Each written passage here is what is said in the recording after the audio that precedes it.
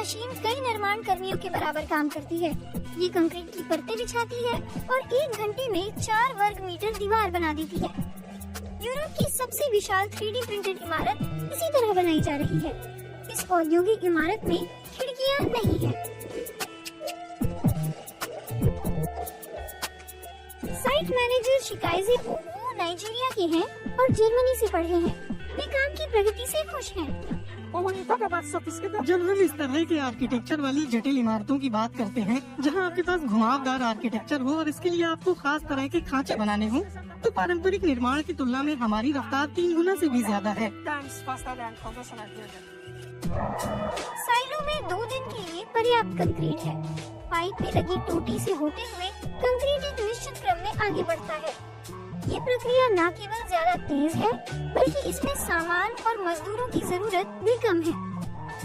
पारंपरिक निर्माण स्थलों की तुलना में ये ज्यादा साफ है। इस सुंदर इमारत को बनाने के लिए हमें उतने ही लोग चाहिए जितने यहाँ दिख रहे हैं। बस 3 लोग, एक जो प्रिंटर चलाता है, दूसरा मिक्सिंग मशीन चलाता है और तीसरा निगरानी करके सुनिश्चित करता है कि काम ठीक से हो रहा है और सीमेंट के एंकर डालता है। ये काम मैं करता हूँ।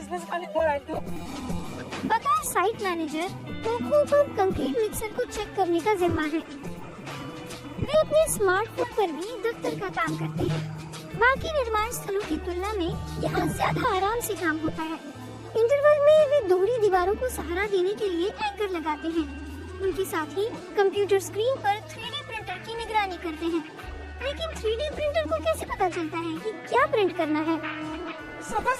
मूलतः ये प्रक्रिया ऐसे काम करती है कि आर्किटेक्ट इमारत का डिजाइन बनाता है हमारी मदद से। हम उसे बताते हैं कि क्या मुमकिन है, क्या नहीं हो सकता। फिर डिजाइन के बाद वो हमें क्रम बताता है कि इमारत की मध्य पंक्ति कौन सी है। फिर हम स्लाइडर से इसका ढलान बनाते हैं। हम स्लाइडर को इसका चरणबद्ध क्रम भेजते हैं, फिर इसे स्लाइस करते हैं।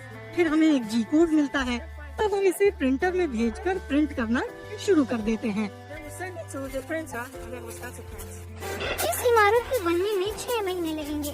54 मीटर लंबी, 11 मीटर चौड़ी और 9 मीटर ऊंची इमारत।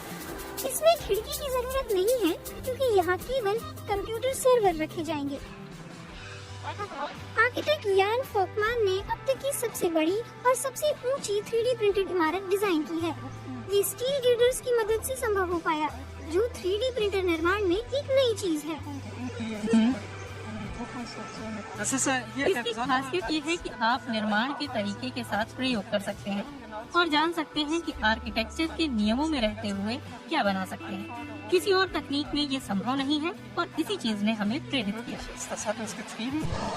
साइट मैनेजर को कुछ काम हाथ से भी करने पड़ते हैं, खासकर तब जब प्रिंटर रुकता और शुरू होता है। उन्हें कुछ छोटे-छोटे सुधार भी करने पड़ सकते हैं। फिर भी वे कभी पारंपरिक निर्माण की ओर नहीं लौटना चाहते। अरे मुझे नहीं लगता कि मैं पारंपरिक निर्माण के तरीके की ओर लौटूंगा, लेकिन भविष्य का तो किसी को नहीं पता। मुझे यकीन है कि 3D प्रिंटिंग का प्रसार होगा, ये और ज्यादा बढ़ेगा और इस तरह मुझे लगता है कि मैं 3D प्रिंटिंग में बना रहूंगा। 3D प्रिंटर तेजी से प्रायोगिक चरण से आगे बढ़कर व्यावसायिक बाजार में दाखिल हो रहे हैं।